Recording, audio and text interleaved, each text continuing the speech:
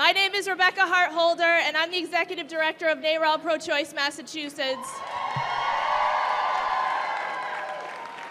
And I want to thank all of you for showing up on a Monday morning to send a message to Senator Flake that if you come to Boston, you're going to hear from us.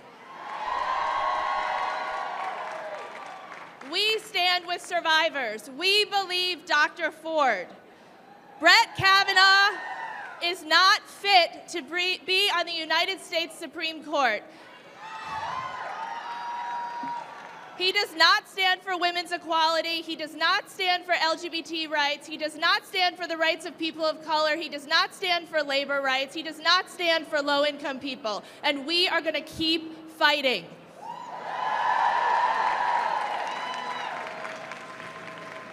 If you're anything like me, after the events of Thursday and Friday, you're angry, you're sad, and you're grieving. But you are not going to give up. We are here today because we refuse to give up, and we are going to make our voices heard.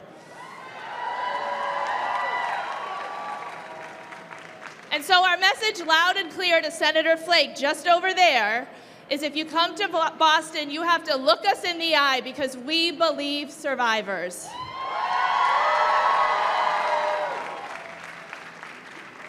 I want to take a moment to thank Mayor Walsh.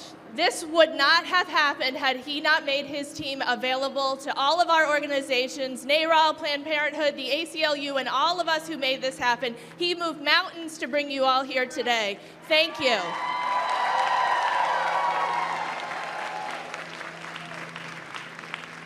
You're going to hear from quite a few elected officials today, but there are some here that I just want to give a special shout out. They're in the crowd. Senator Brownsberger, Representative Michaelwitz, Rep. Broder, Rep. Conley, Councilor Matt O'Malley, the City Council President, Councilor Zacom, Councilor Janey, Councilor Wu, Quentin Palfrey, who's running for Lieutenant Governor. Thank you all for standing with us today. I'm so grateful. Before I turn it over to my colleague Jen from Planned Parenthood, I just want to take a moment to thank students from Emerson College who helped launch this.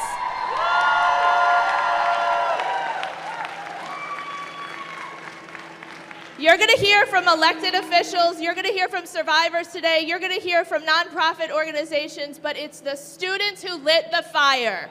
They are the next generation. You'll hear from them at the close of this program. It is my great pleasure to turn this over to Jen Childs-Roshak, the president of Planned Parenthood League of Massachusetts.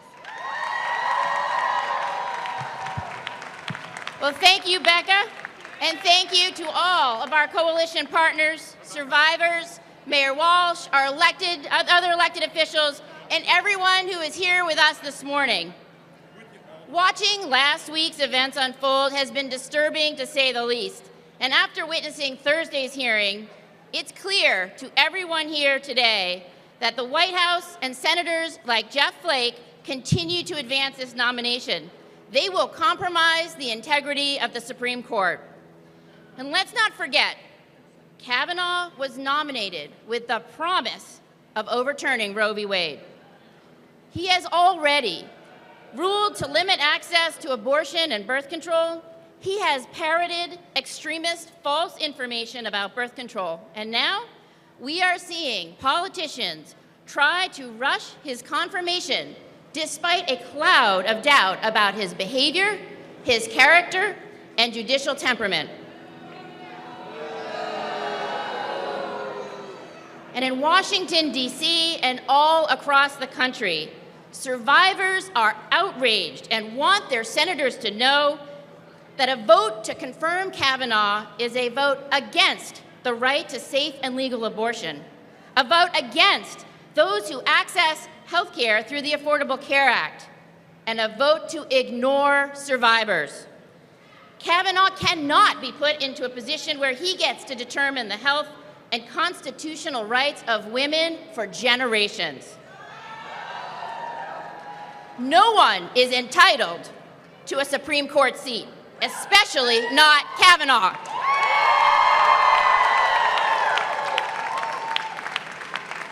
And it is time for Senator Flake and his colleagues to reject this nomination. Thank you so much for being here today. I'm going to toss things over to my friend and colleague, Carol Rose from the ACLU. Hello, good morning everyone, and thank you so much for being here. I'm Carol Rose, the Executive Director of the ACLU of Massachusetts, and I'm so proud to stand here with NARAL Pro-Choice Massachusetts, Planned Parenthood of Massachusetts, survivors of sexual assault, and all people who care about the integrity of our democracy and our judicial system. That's all of you. And we say, Cava what? Cava no! Cava no! Cava no! We heard, those of us who watched those bruising hearings last week, came away. On one hand, we had Dr. Ford, an incredibly credible person testifying against Brett Kavanaugh, who was simply unhinged in his testimony. He showed us, that's right, he dissembled, he lied, he misled. He showed that he was partisan. He showed that he lacked any ounce of judicial temperament, and he showed that he is simply not fit to serve on the highest court in the land. No one has a right to sit on the U.S. Supreme Court, and yet Brett Kavanaugh seemed to think or act as though he believed somehow he had a right to do so. And we know better. And why do we know? Because we at the ACLU are in the courts day in and day out defending the real lives of real people and their rights. And just last year, when the ACLU represented a young woman, Jane Doe, an unaccompanied minor who came into our country and was locked up in detention, she found out she was pregnant. And she wanted to exercise her legal right to get an abortion and terminate that pregnancy. The ACLU represented her so that she could get out of detention and get that abortion. And who stood in the way? Judge Kavanaugh. That's right. Cava what? Cava no. Cava no. Cava no. Thank you. So we know that. And here's what the dissent in that opinion wrote. A woman judge, just saying. Patricia Millett wrote that Judge Kavanaugh's decision would sacrifice the 17-year-old's constitutional liberty, autonomy, and personal dignity for no justifiable government reason. Now, the ACLU appealed that Judge Kavanaugh's ruling to the full court, and we overturned that horrible ruling. But if he gets on the highest court in the land, then that ruling becomes the law of the land. And that's why we say no to Judge Kavanaugh. But our victory is a reminder that when we stand together and when we fight, we win. And so we will stand together to say no on Brett Kavanaugh. He's not worthy of a promotion. A judge who is under investigation, nominated by a president who is under investigation, should not be confirmed. Thank you. Now, it is my distinct pleasure to invite to the podium a senator who has been on the front lines fighting for women's reproductive freedom and fighting against the confirmation of Brett Kavanaugh from the very beginning. He didn't need to change his mind. He was right there where he should have been the whole time, as he so often is. Please join me in welcoming Senator Ed Markey to the stage. There he is. Thank you, Carol. Absolutely. Thank you, Carol. Thank you, ACLU. Thank you, Planned Parenthood. Thank you, NARAL, for putting together this incredibly important rally on very short notice. Thank you to the greatest mayor in the United States, Marty Walsh, for hosting this event today. And most importantly, thank you to all of the survivors who have stepped forward courageously to tell their stories, to act in the same way that Dr. Baisley Ford acted, to give all of us the stories and to give us the courage to stand with them. We thank the survivors for standing. So we thank all of you for being here. We are Massachusetts. We are the revolutionaries. This is where the abolitionist movement started. This is where the suffragette movement started. This is where the Affordable Care Act movement started. This is where the gay marriage movement started. This is where the revolution starts, to say that Brett Kavanaugh will not serve on the Supreme Court of the United States of America. And we stand here today to say, we believe Dr. Baisley Ford. We believe that she is telling the truth, because it was hard for her, but she did our country an invaluable service by coming forward, by testifying before the United States Senate and telling the entire country her story about Judge Brett Kavanaugh. I applaud her for her courage. We owe her a deep debt of gratitude. She was a role model for all of us, for all children, for all future generations. She has given new meaning to what it means to be a good citizen of the United States of America. She was compelling, she was convincing, she was courageous, she had nothing to gain, and she had everything to lose, but she courageously stepped forward to tell her story, and now other people are telling their stories about their relationships with Brett Kavanaugh. So, ladies and gentlemen, no reasonable, open-minded person could conclude anything other than that Dr. Baisley Ford is telling the truth about what happened between her and Brett Kavanaugh.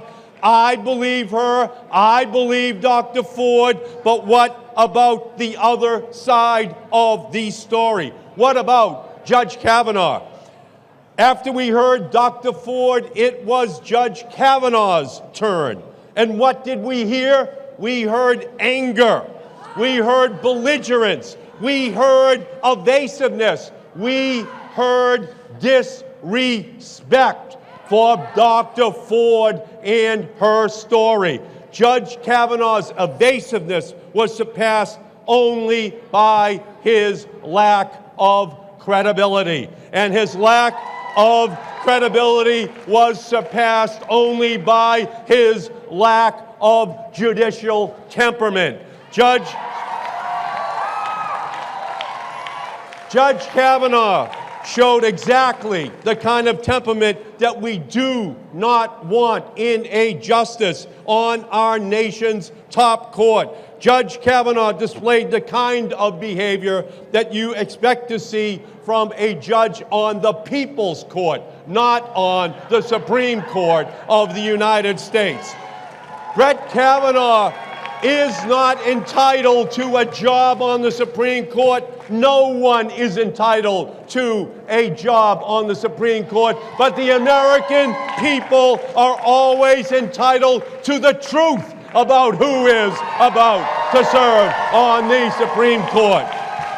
Let us get the truth, the whole truth, and nothing but the truth about Judge Kavanaugh and his worthiness to serve on the Supreme Court. Let us have the FBI have an investigation with no duration limit and no scope of investigation.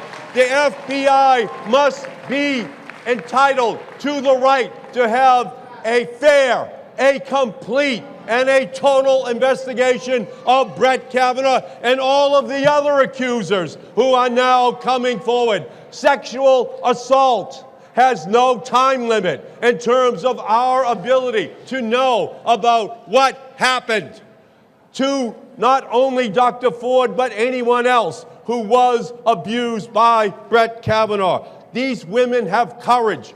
They are now standing up. It is something that they have repressed for years, but because of you, because of people all across this country, they are now standing up. We do not want a justice on the Supreme Court like Brett Kavanaugh, a justice on the Supreme Court who could overturn Roe versus Wade, a justice on the Supreme Court who could repeal the right to have health care for pre-existing conditions. The consequence of having Brett Kavanaugh on the Supreme Court is catastrophic. So, ladies and gentlemen, Donald Trump has his man. The Republicans have their man. But Brett Kavanaugh is not my man, and he is not your man for the Supreme Court. We have to ensure that we organize, that we raise our voices, that we ensure that in this next week that there is a wave across this country that says overwhelmingly, we do not want Brett Kavanaugh on the Supreme Court of the United States of America. This is a fight for the generations of women who are coming down right now into power in our country. We have to make sure that their voices are heard. It is a fight for truth. It is a fight for health. It is a fight for equality. It is a fight for dignity. It is a fight for the ages. Brett Kavanaugh must not serve on the Supreme Court. My vote is no on Brett Kavanaugh for the United States Supreme Court. Thank you for everything which you are doing.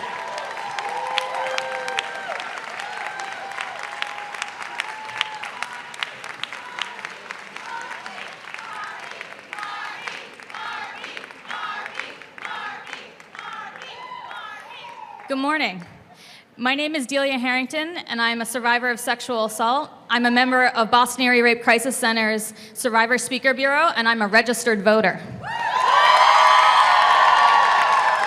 About a week ago, myself and Tori Bilchik organized a vigil right here to show that survivors of sexual assault have support here in the Commonwealth, even if we don't have it in the US government. The Kavanaugh-Ford hearings are deeply personal to me. Like Dr. Ford, I was a teenager at a party in my hometown when someone decided that they were more entitled to my body than I was. Like Dr. Ford, for a number of reasons I didn't fully understand at the time, I did not report my assault to the police. Like her case, my case is one that a lot of people easily dismiss because since I got away, since I lived, since there were no marks, nothing really happened, right? I was fine, so it didn't matter, right? My perpetrator, like hers, is someone who commands respect.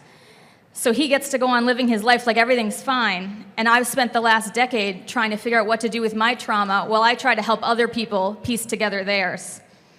The last few weeks have forced me to consider that at some point, I may be in Dr. Ford's shoes, reluctantly pursuing a bastardized morsel of justice well after the fact, the kind of justice that has only brought her death threats and mockery, just like Anita Hill had to deal with before her. Even if your story is nothing like mine or Dr. Ford's, I'm sure that just like every other survivor, you know the kind of stress and terror that was on Dr. Ford's face when she had to relive those horrific events on national television. Every survivor knows what it's like to see the victim blaming that's been in the Senate chambers and on every news outlet. Every survivor knows what it's like to be disrespected in the vital way that Deborah Ramirez, Julie Swetnick, and so many others have been. To every survivor out there, I want to say, I believe you.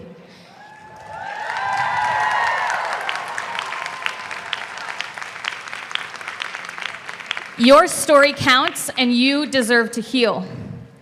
But even if you're not a survivor, this is deeply personal to all of us.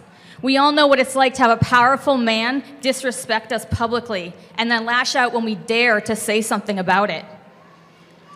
Judge Kavanaugh did exactly that last week, and he has plenty of people willing to back him up. This is not just Dr. Ford's fight. It's not just my fight, Anita Hill's fight. It's a fight for all survivors of every gender. It's a fight for everyone who Kavanaugh would trample on their rights. It's a fight for everybody out here, everyone in this crowd, and everyone at home watching. To Judge Kavanaugh, Jeff Flake, the president, and all those other men like them, Dr. Ford's not a scared teenager anymore, and neither am I. And we're coming for you. Thank you.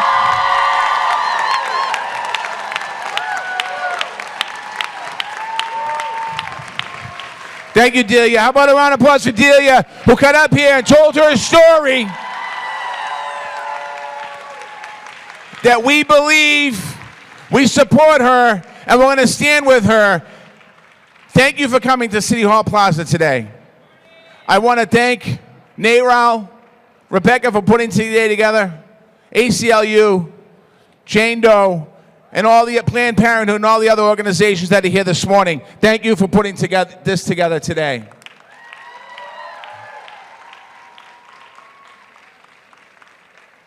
I was walking around before we started this morning, and one of the young women who goes to Emerson grabbed me, and she said to me, "What are you going to do about what's happening?" And that question is right. What are we going to do with what's happening? This must be my 50th rally that I've attended in the last 2 years. A rally for women's rights, immigrant rights, Muslim rights, all of the rights that this administration, Washington, are trying to take away.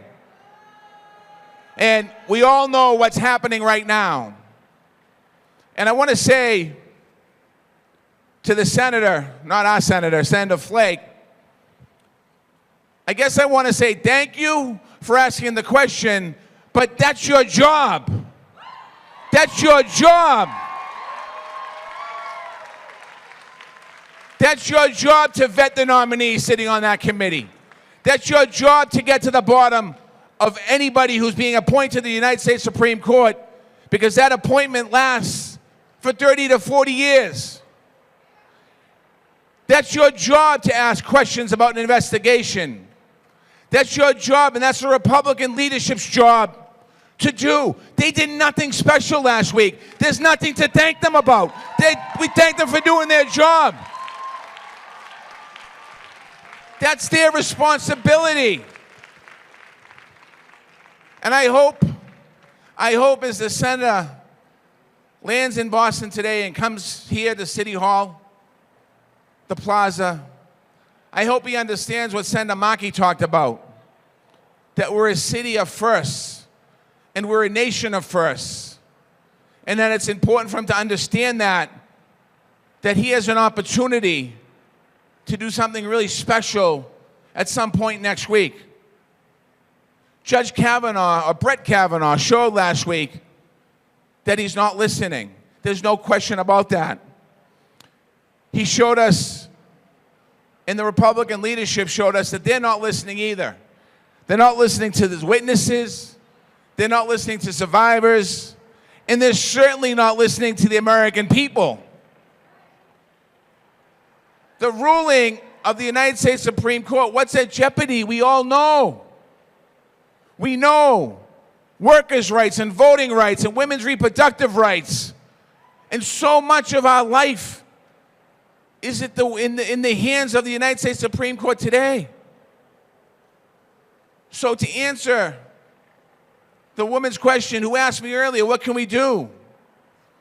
We can be leaders. We can go out and fight and protest. We can stand up for what is right. We can stand with victims. We can stand with people and let them know that when people are accusing them of lying, that we stand behind them and with them and beside them, in front of them, and we're going to walk with them every single time. That's what we can do, and that's what we have to do.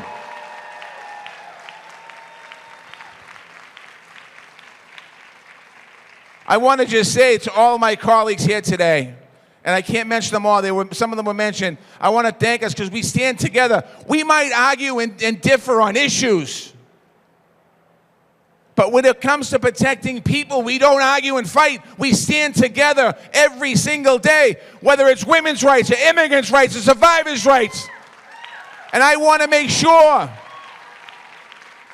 we need to send a message to the United States Senate and the Congress that we're paying attention, because these attacks on every average normal day people aren't going to be tolerated anymore. I want to end with saying thank you for coming out today. Whether you're holding a sign or wearing a button or just standing in the crowd, thank you for being here today. Because these times right now call for that. It calls for us to be present. It calls for us to hug our neighbors. It calls for us to stand with each other, not against each other. It talks about, it calls for This great country has given us all so much. We are not going to let this Congress, this Senate, these nominations, and this president tear us down. Thank you, and God bless you.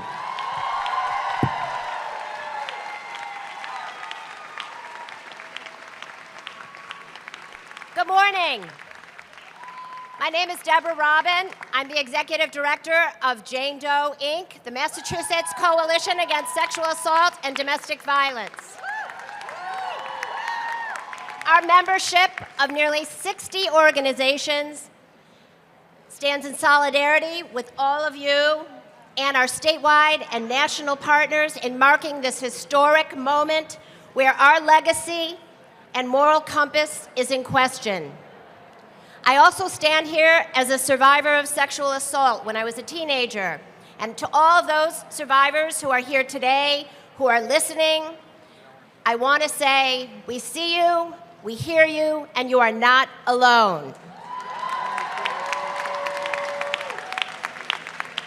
At this moment and every day, rape crisis centers in Massachusetts, across the country, are working with survivors right this moment on hotlines, in support groups, in healthcare facilities, and elsewhere to support their healing from horrific trauma.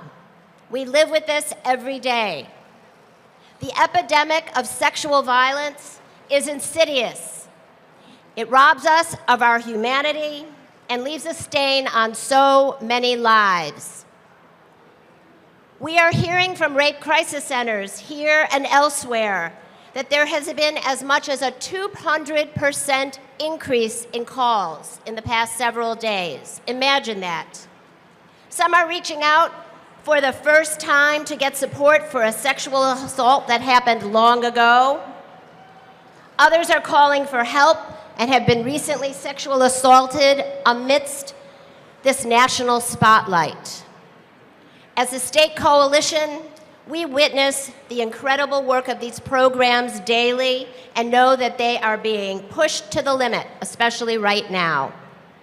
So support your local rape crisis center while you're also here.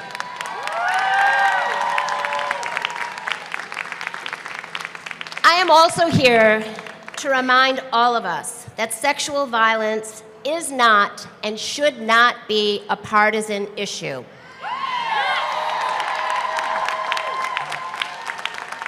Everyone is impacted and affected by this equal opportunity oppressor. However, we also know that women and girls, especially women and girls of color and transgender women of color, experience sexual assault at much higher rates. So our collective work is to elevate the voices of survivors, to give those who are most impacted a platform to address the intersections of sexual violence and racial justice. We have to do this work in this way. One of our partners on the national scene is the National Task Force to End Sexual and Domestic Violence. And I want to read you their statement, part of their statement. Survivors and advocates across the country are watching. The nation deserves a full and serious investigation into sexual assault and misconduct allegations against Judge Kavanaugh, including all relevant witnesses before the Senate moves forward. That's what we're calling for. Gone are the days when sexual violence can be swept under the rug. A fury of justice has been unleashed, and there is no turning back. We all have a role to play. Thank you.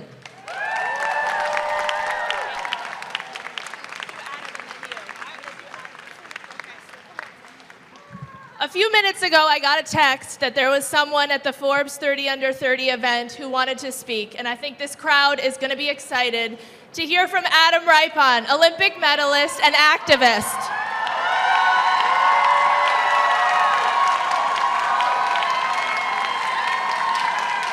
Hi, everybody. I'm very honored to be here today, and I want to thank you for letting me speak here. As soon as I found out Jeff Flake would be here in Boston, I said, "Where is the rally?" And so before I start, I have to pull my pants up. But when I look around here, this is the America that I believe in. When we come to events like this, we come here as strangers, but we leave as brothers and sisters. We leave as family, and we stand up for one another.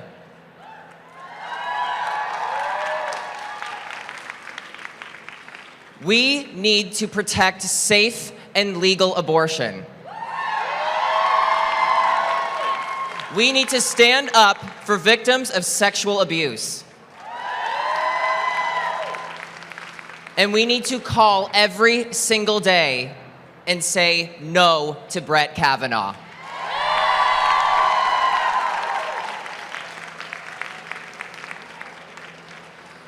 The strength of the survivors who have come forward, we thank you. Thank you for sharing your story. You exemplify the best parts of who we are.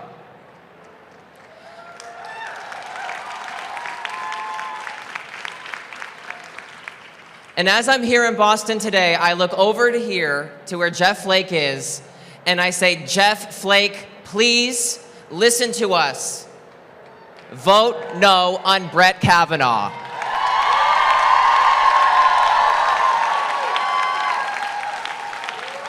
Also, one more thing. The midterms are coming. We must vote. There is no reason. We need to vote. We need to call our friends. We need to Instagram DM them. We need to tweet them. If you are not registered, that is okay. You need to register. Help your friends. If you don't know how to register, ask. There is no shame in asking for help.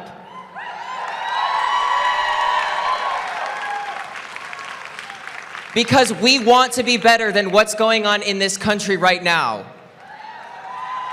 And when we come together like this, we are trying to get better. So everybody, go and vote.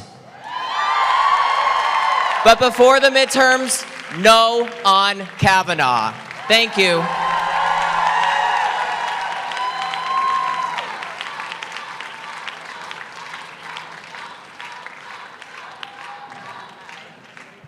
Good morning, Boston.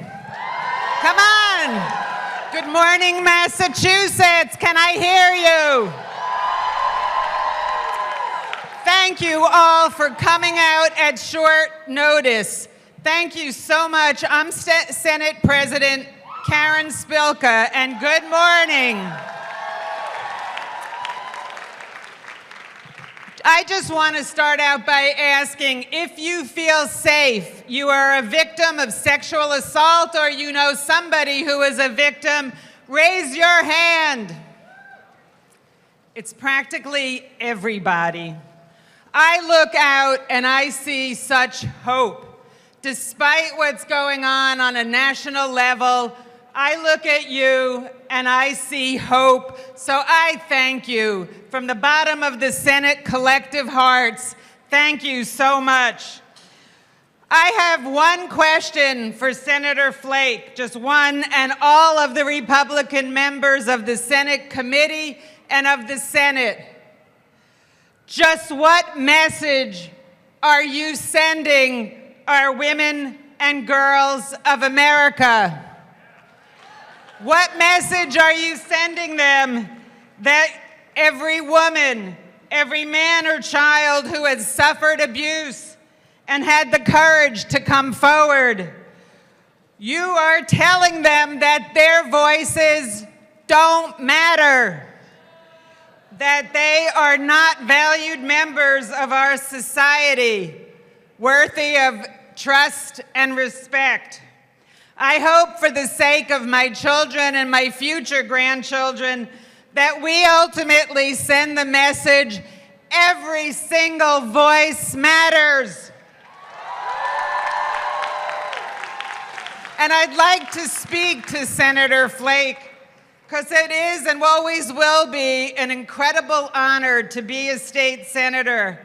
The responsibility that we hold and the trust that others put in us is truly awe-inspiring. We must live up to the expectations of the Senate to be a great deliberative body. Yes, here in Massachusetts, senators pride themselves on thinking big, on being thoughtful, and on digging deep into the issues that matter most to all of us that we face here, not only in Massachusetts, but the country. George Washington famously referred to the National Senate as the saucer that cools the hot tea. I'd say this country could really use some cooling down right now and some lifting up. This country could use some real senators right now. We are incredibly lucky right here in Massachusetts with our senators, Senators Markey and Senator Warren. Yes.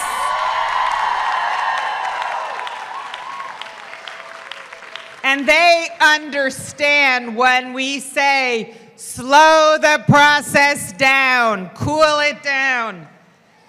Brett Kavanaugh is asking for approval for a lifetime appointment. No, we can't let it happen. This is a lifetime appointment. If anybody watched those hearings last week, it was clear. He is unhinged. He's unfit.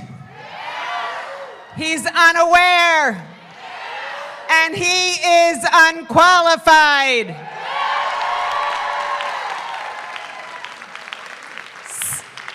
Simply put, we do not need two sexual predators on our Supreme Court.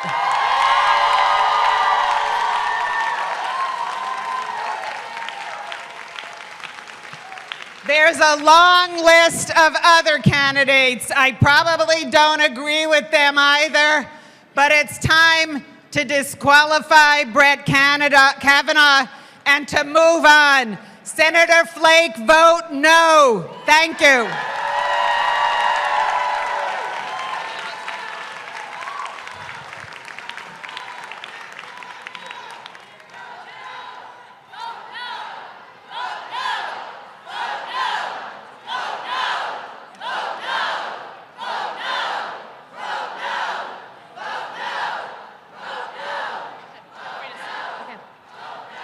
My name is Teresa, and I am a survivor of sexual assault.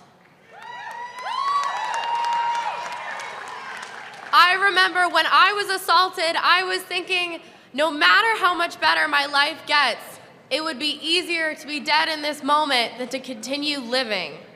And I remember when I heard that Brett Kavanaugh's nomination was moving forward, I felt the exact same feeling. By standing with Kavanaugh, the senators who agreed to move his nomination forward are telling me, are telling Dr. Ford, are telling all other survivors that their experience does not matter. They are telling us that our lives do not matter. They are telling us that our voices do not matter, and that we have to live the worst day of our life over and over and over again. Kavanaugh is a dangerous threat to the American people. He clearly does not respect boundaries or bodies or safeties or respect for other people. And how can anybody stand here and say that Kavanaugh is good for our country? How can we let somebody that does not understand run our country, stand in the highest office? Although senators are not specifically saying they do not support or respect sexual assault survivors, their actions speak louder than their words ever could. Their actions are telling us that our lives do not matter, our experiences do not matter, our safety does not matter. And that message they are sending is telling the people of America that violence is accepted, even condoned, and has no consequences, even when the violence is perpetuated by somebody who may be sitting in the highest court of the nation. Senators must not allow Kavanaugh's nomination to continue forward. All senators, especially Senator Flake, must vote no on Kavanaugh's nomination.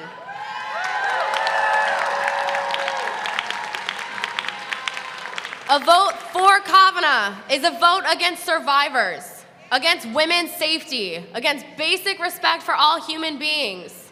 So please, vote.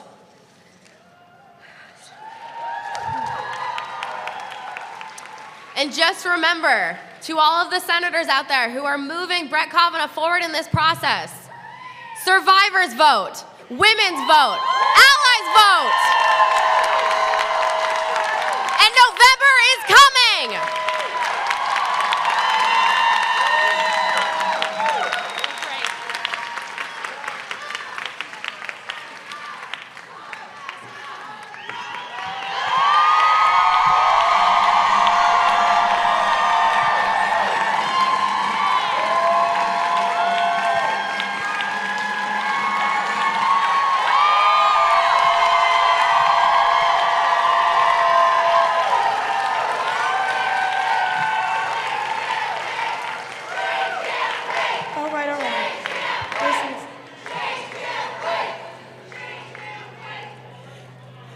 There are many parts that make up my identity. Chief amongst them, I am Black, I am a woman, and I am a survivor.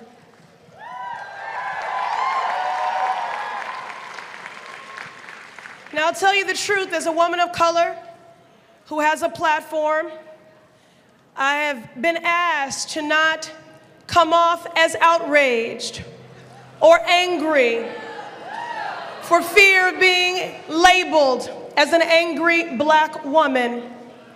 Well, I am angry. And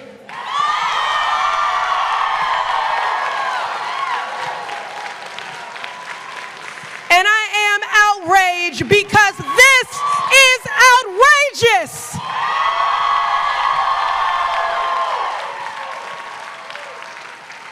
Last week, as survivors told their stories in the midst of the Senate confirmation hearings, there were men in positions of power, of privilege, and prestige who described those proceedings as a disgrace to our nation.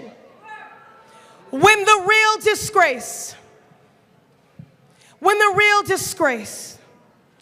is a tolerant rape culture, a culture tolerant of sexual violence, that has used rape and sexual violence as a tool of oppression, as a weapon of war, and we have been complicit in our silence.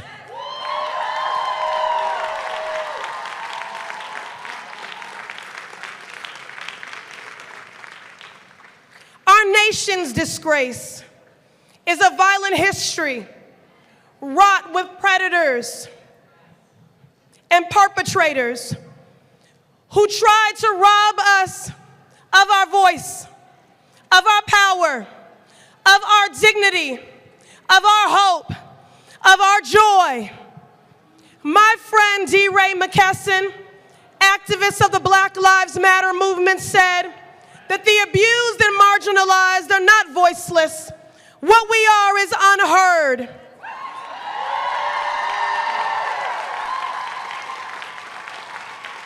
And so, Senator Flake, Donald Trump, Brett Kavanaugh, can you hear us now?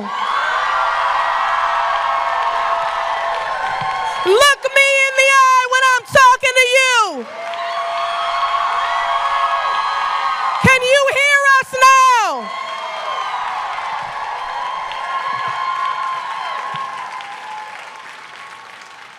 In this moment, we are affirming our humanity. and the dignity of survivors who deserve justice, who deserve joy. The American people deserve the truth. We are entitled to the truth. Survivors are entitled to justice. And after Dr. Ford has been sentenced to a lifetime of trauma and shame and isolation, Brett Kavanaugh is not entitled to a lifetime appointment.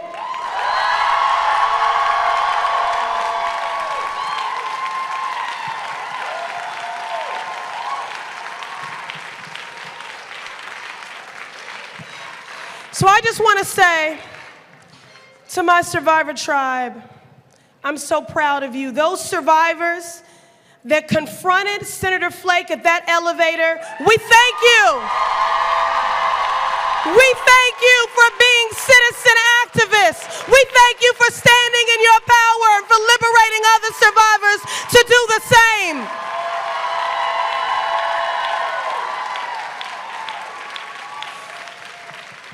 And so as I close here, I will say, yes, I am outraged because this is outrageous. And we must have an equity, a sustainable amount of outrage, and be equitable in that outrage. And let me be clear, I still believe Anita Hill.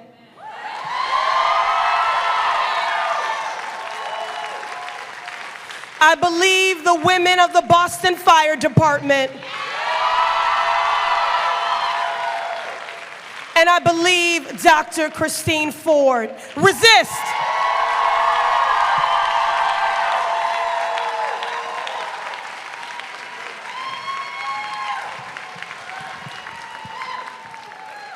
Hello, Boston. I'm Jay Gonzalez, the Democratic candidate for governor.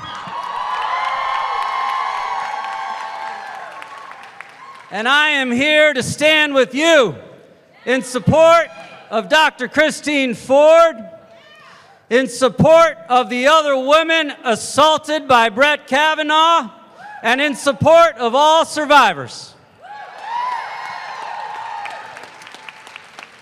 Dr. Ford performed an act of patriotism last week by sharing her story with the nation. We owe her a debt of gratitude for her courage, and we owe her and all survivors our support. The Me Too movement has made abundantly clear that sexual assault and harassment is a sickness in our culture. For far too long, we have tolerated the intolerable. Well, Boston, right here, right now, let's raise our voices to be heard. Let's raise our voices to be heard by Jeff Flake as he visits us in Boston today.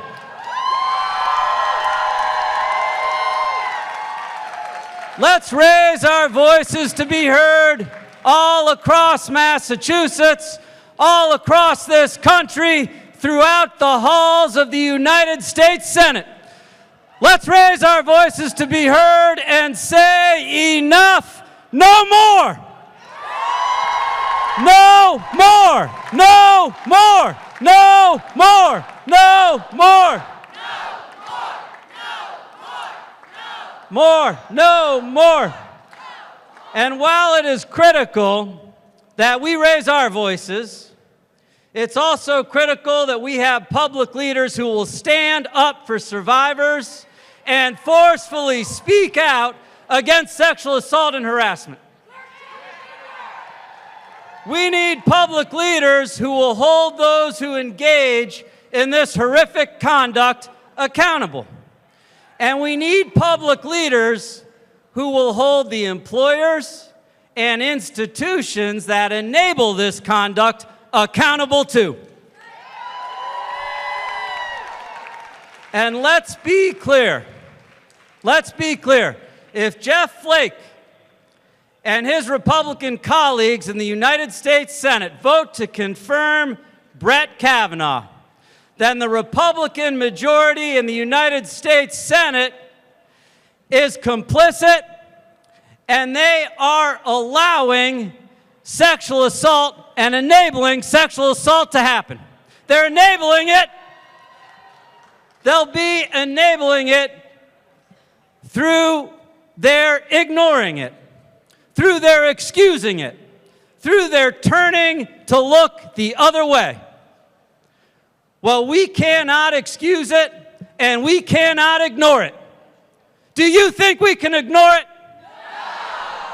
No, we can't. And let me tell you, while I have plenty of concerns about Brett Kavanaugh and his qualifications to serve on the United States Supreme Court, his outrageous conduct single-handedly disqualifies him for that job. So here's what I want to ask you. Will we allow survivors to be ignored? Will we allow public leaders to fail to stand up to sexual assault and harassment? Will we allow Jeff Flake and his Republican colleagues to get away with confirming Brett Kavanaugh? No, we won't. No, we won't. We will keep standing strong. We will keep standing up for survivors. We will keep raising our voices to be heard, and we will keep insisting that we stop tolerating the intolerable. Thank you.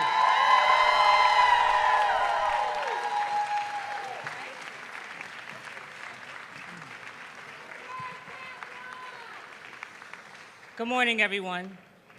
My name is Chastity, and I stand before you as a transgender woman of color.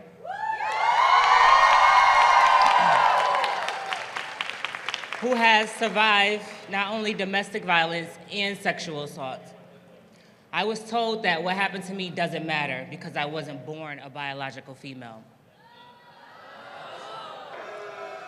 Since the last presidential election, people have been fueled to initiate more violence and intimidation on women like myself. The deaths of transgender women has risen since this last presidential election. How can we allow someone to sit on the Supreme Court who view women as less than others, as our men are the only ones who can make powerful moves in Congress and in the Senate? How can I mentor young transgender women and tell them it's gonna be okay when I don't know if it's gonna be okay for me?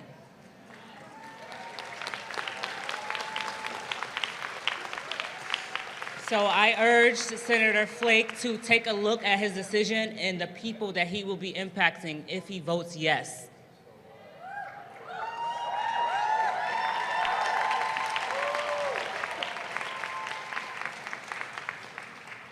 I hope that what we're doing here today does make a difference, because without us coming out here today speaking our truth, we have nothing at all. I want to encourage you all to vote yes on ballot question number 3.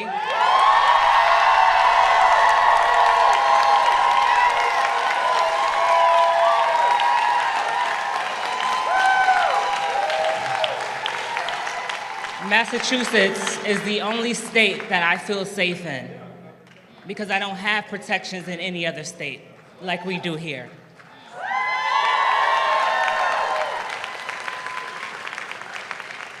And I just want to leave you all with the question. I see some of the signs out there, but I'm going to leave you with the question.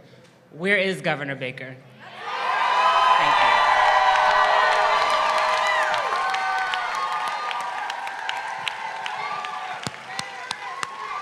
Before I introduce our next speaker, I want to acknowledge a few more elected officials who are here with us. City Council President Campbell, Councilor Wu, Councilor George, Councilor Janey, and Representative Madero. Thank you for coming.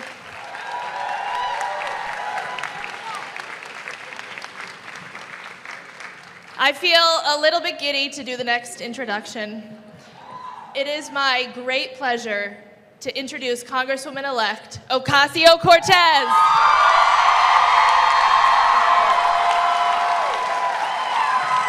you. Thank you. Thank you all so much.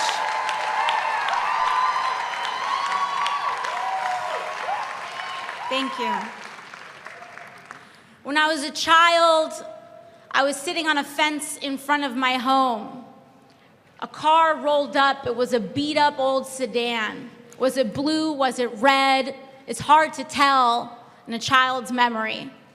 I was sitting there. The car rolls up. The driver's door pops open. A man comes out with his arms to grab me. He picks me up off the fence. My mother rips out of the front door, her hair dryer, the cord freshly ripped out of the wall, and she screams. The man drops me, takes up his car, and drives away. That was my first encounter with the police. At 16 years old, I was taking a ride on the New York City subway system. An older man taps his shoulder. He must have been 40, 45. He said, "I like your smile." It was full of braces, and I was wearing a backpack. At 18, 19 years old, I was here in the city of Boston, going to a party on campus. I saw a girl getting flung over her shoulder, unconscious, at a frat party as a boy hit her up a second story. Everybody looked, but nobody said anything.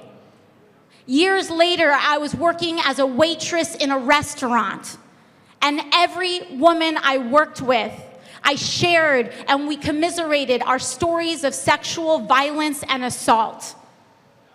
Sexual assault is not a crime of passion. It is about the abuse of power.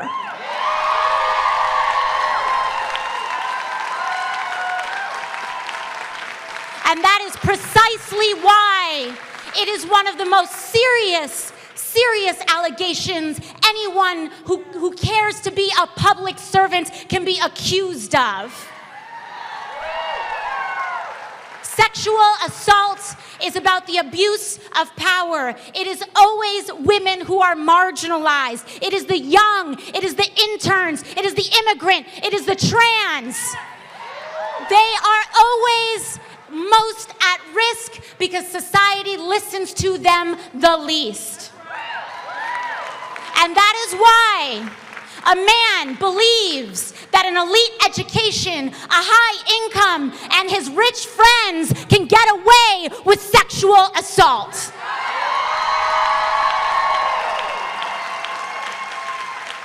That is why I want to thank every survivor that is here today, that is allowing themselves and everyone in this country to be re-traumatized over and over, because people like people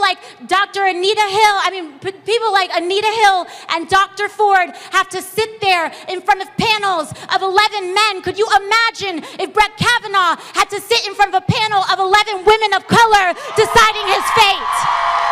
Could you imagine? Could you imagine?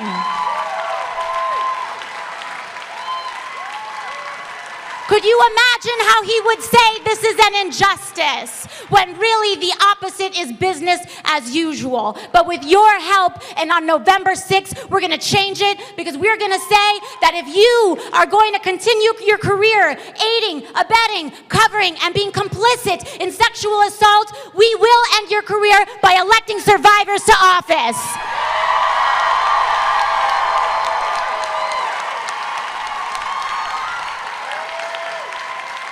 We're doing it. Massachusetts is doing it with Sister Ayanna Pressley right here. We are going to keep pushing, because justice in America is not just about protecting the powerful. It is about uplifting the voices who have been victimized and who need to be held, whose crimes need to be held accountable for all. Justice for all is radical in America. Justice for all. Justice for the poor, justice for women, justice for the queer, justice for trans, justice for poverty. That is what we are fighting for, the radical rule of law and justice for all in the United States of America. Thank you all very much.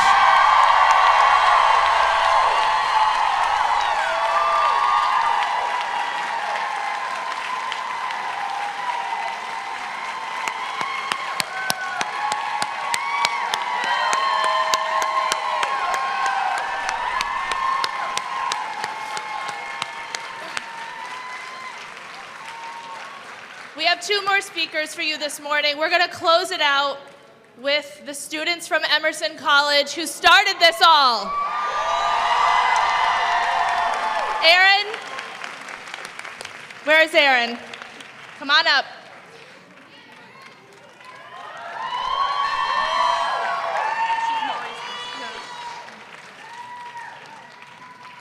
Hi, my name is Mari Sittner, and I'm a sophomore at Emerson College, and I'm a member of Boston Socialist Alternative. I want to thank all of the women and all of the survivors who are here today to show what they believe in. None of this would be happening if the Me Too movement had not exploded earlier this year. Women are no longer willing to let men get away with their crimes because of their money and their positions of power. 2 weeks ago, in multiple major cities, brave McDonald's workers went on strike against sexual harassment in the workplace. In fact, the majority of recent labor strikes and demonstrations have been in industries dominated by women.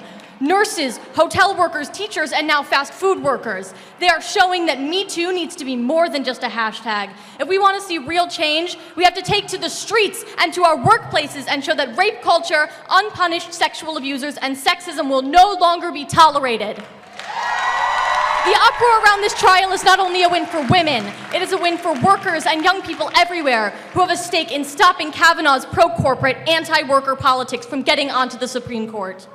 The Democratic Party has been instrumental in calling for a resistance to this current administration, but it has been the young women and the survivors and the activists that have pushed them into action. I want to especially thank Ayanna Pressley for coming today. Her speech was incredible. I want to thank her for calling to provide an activist approach to Washington. I think we should take her up on that.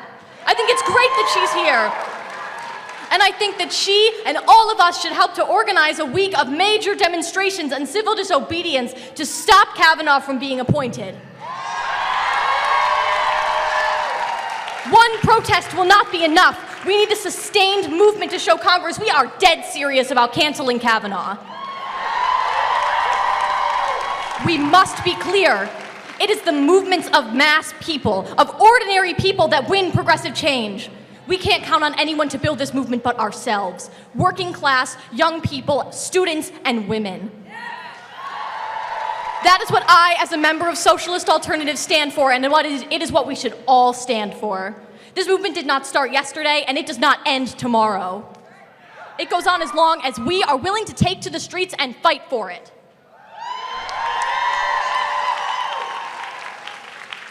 My name is Erin Swager. I'm a senior at Emerson College and the co-president of the Communication, Politics, and Law Association on campus.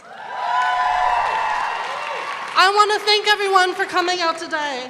This has been possible because we spoke up. Not just myself and Annie forming this Facebook event at Emerson, but because of all of the survivors around the world, every speaker here today, and Dr. Ford.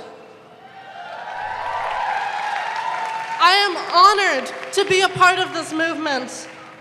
I am honored to fight for survivors everywhere.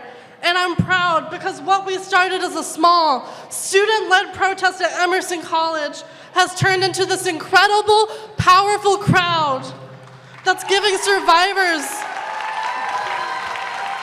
and students a voice against Brett Kavanaugh. We spoke up. And because of our voices, Emerson College canceled their contract with Forbes in only a few short hours.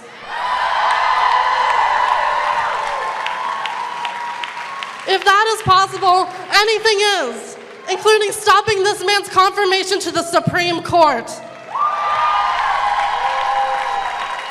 As a woman, as a voter, as an American, I encourage everyone to pull out their phones, to continue speaking out and calling their senators. Encourage your friends and family to do the same. Every call, every tweet, every email matters. We can defeat the GOP's push towards pushing this dangerous man into office. He is unhinged. He does not deserve to serve the American people, and he does not deserve a lifetime appointment.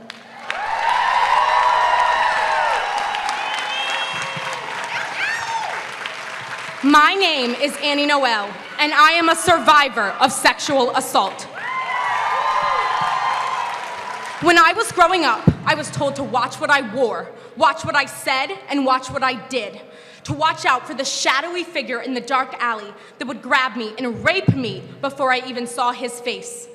And while this may be true for some survivors, for me and many others, these warnings meant very little when it comes to what we actually experienced.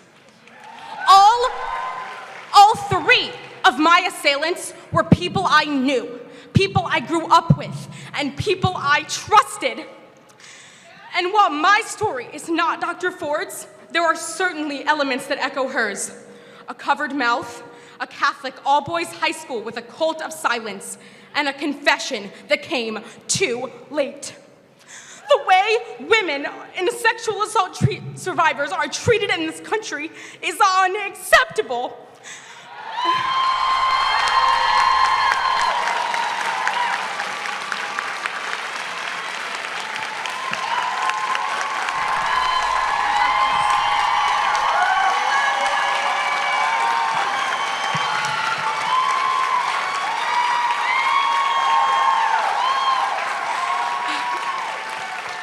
No longer will we be treated as second-rate citizens or constituents.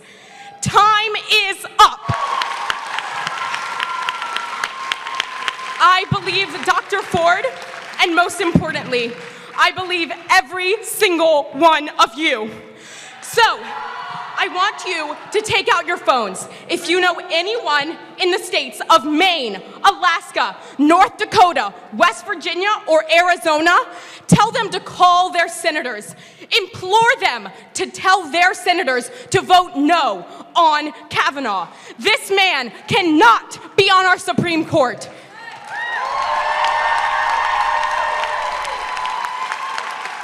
And beyond that, demonstrate, come to these protests, and vote on November 6th.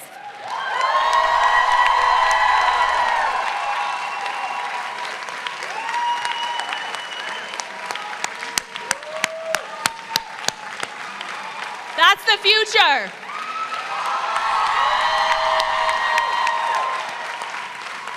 Thank you to everyone who spoke today. Thank you to everyone who took time off of work to come here and stand with Dr. Ford and stand against Judge Kavanaugh.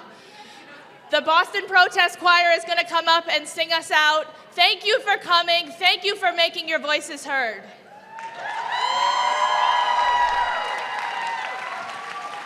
Hello, we are Vocal Opposition. We are a protest choir. And we're going to be singing I Can't Keep Quiet, written by Milk for the Women's March. If anyone knows it, you're welcome to sing along with us. You can find the lyrics easily on Google, and I also posted them last night on the event page for this Facebook event. This is I Can't Keep Quiet by Milk, which was written months before the start of the Me Too movement, but it reflects the anger and the trauma and the power of generations and generations before us.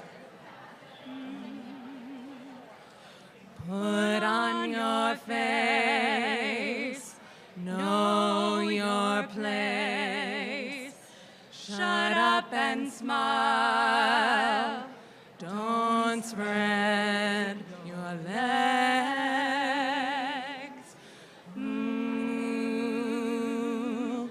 I could do that, but no one knows me, no one ever will.